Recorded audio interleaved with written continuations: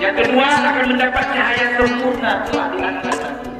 Bagi yang tubuhnya berjamaah, seolah-olah dia sholat sepanjang malam. Rawahu Muslim. Yang keempat, mereka yang sholat subuhnya berjamaah di masjid, mereka yang subuhnya berjamaah di masjid, disaksikan ribuan malaikat. Ribuan. Makanya bukan kalau ada anak mau nikah, coba nikahnya.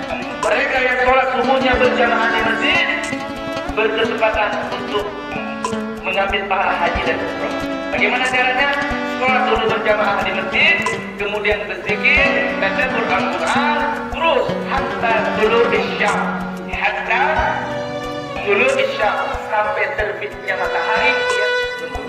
Yang kedelapan, mereka yang sholat subuhnya berjamaah di masjid, insya Allah sudah menjadi orang terkaya di dunia ini.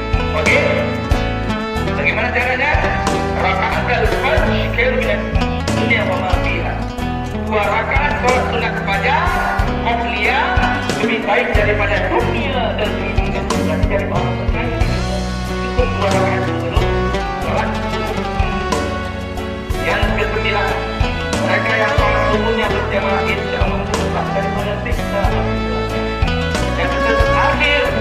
Yang terakhir, mereka yang sholat subuhnya berjamaah di masjid Istiqamah, insya Allah kelak di akhirat dia bisa melihat Allah dengan mata wajah. Dia bisa melihat